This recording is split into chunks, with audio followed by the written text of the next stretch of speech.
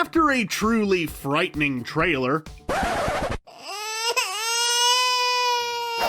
all of the assumptions were proven correct when Cats got released in theaters to dismal reviews.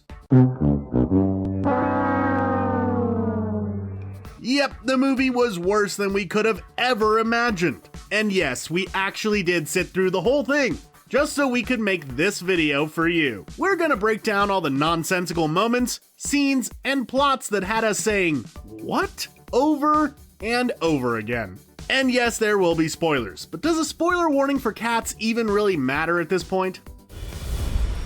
Let's start with the sizes of the cats in relation to the real world. What size are they exactly? We have no clue. The proportions are all way off. Right, well that's not going to work, is it? That's what I say to you.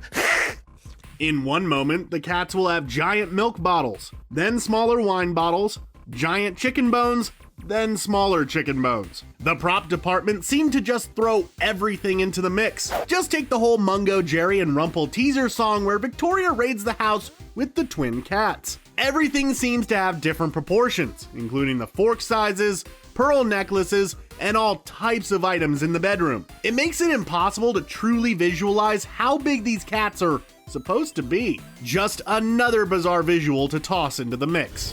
After getting introduced into the world of Jellicle cats, Victoria introduces herself as Victoria and then learns about the naming of cats. The short song sung by Munkustrap details how a cat must have 3 different names. The song gets into details about the names and pretty much explains why every cat we meet has a peculiar name. So the cats go out of their way to sing this song to Victoria, explain everything, and she still continues to use the name Victoria. Why didn't she change her name to Vava Vicky, Victoria Licious, Vic Chick Tori Tori? We're just spitballing here. She basically heard their all-important cat naming song and was just like, I'm fine with Victoria. Going into Cats, there's a lot that we just sort of have to accept at face value. These are singing and dancing cats with human hands. The cats all just roam free on the streets of London. The cats all desperately compete for a chance to enter the afterlife. And on top of all this, we have magic cats. Yep, magical cats. 2 cats specifically, Macavity and Mr. Mistopheles. But there's really no explanation. We're just supposed to accept that they both have magical powers. Were they born with this magic? Did they earn their magical abilities?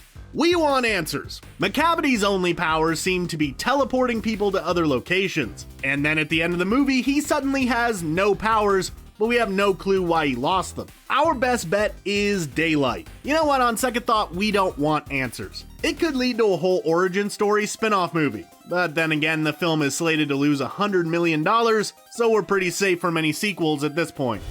By the end of watching Cats, there's one thing that's stuck in your head. The word Jellicle. Yeah, we got multiple dance numbers explaining the world of a Jellicle cat. And Victoria's ultimate goal is to be a Jellicle cat. Except, we never even really learn what a Jellicle cat is. Is it a way of life?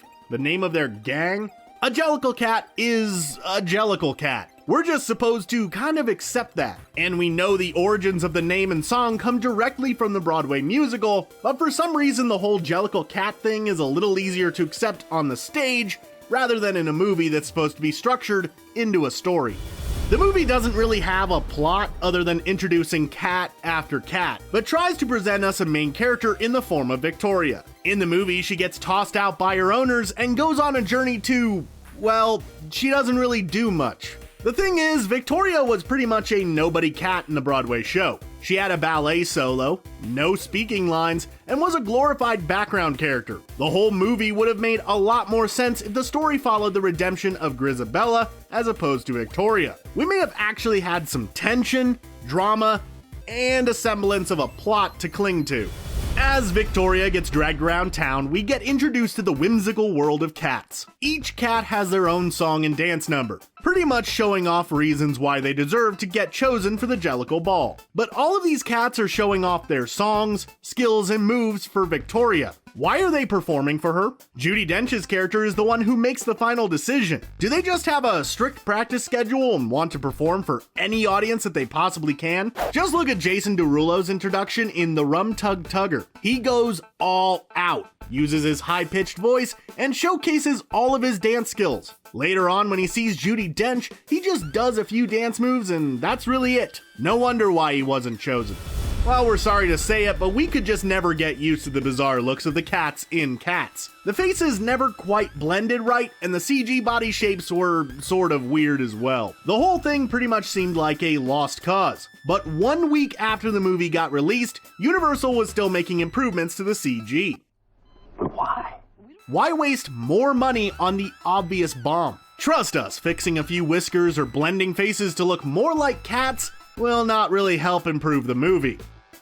We're gonna take a break from being creeped out by terrible looking CG cats to remind you to subscribe to Screen Rant, and click the little bell if you don't mind. Also, if you're watching on mobile, be sure to turn on your notifications in your app settings. A little bit goes a long way. We all love a good musical, but a small break between songs is nice to let us relax and take things in before the next musical number. Well, not in Cats. The Cats is literally a non-stop musical. When there's not a song instantly starting after the next, we're lucky to get about 30 seconds of exposition. We're not even singing and dancing along and we feel instantly tired at the idea. Maybe that was the plan the whole time. Just keep throwing songs in our face until we realize the film has no structure, no character development, and no plot to follow. Nice try, kiddies.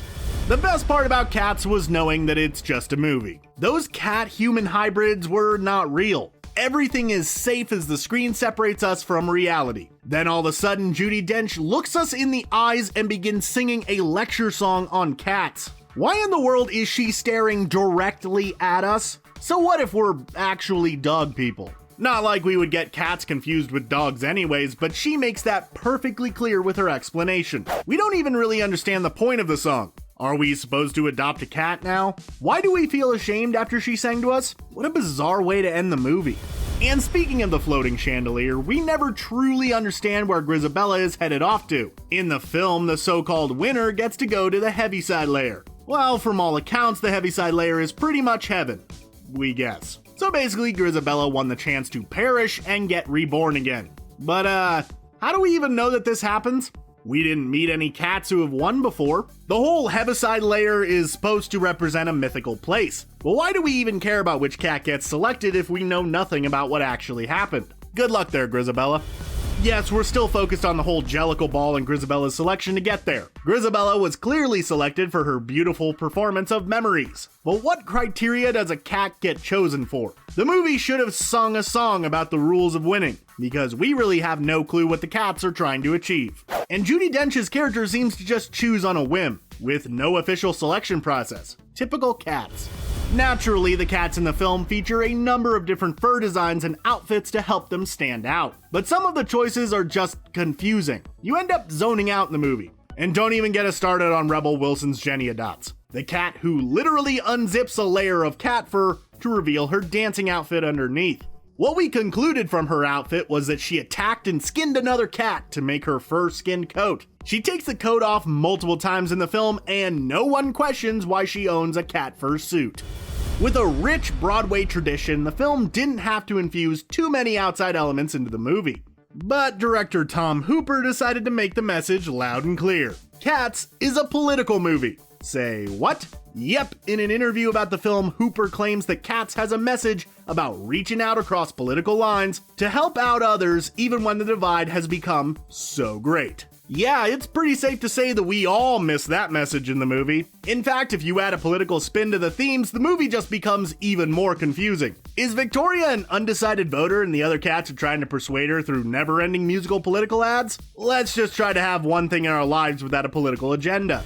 We've seen plenty of animals kiss on screen, especially in animated movies. But there's just something about the cats in Cats that makes us feel a little creeped out. At the end of the movie, none of the other cats were selected for the Jellicle Ball, so they all decide to just celebrate and rub up against each other. And that's just a tipping point. The whole movie is filled with sensual tension. The children who see this may have many awkward questions when it's over, and also nightmares, but that's unrelated.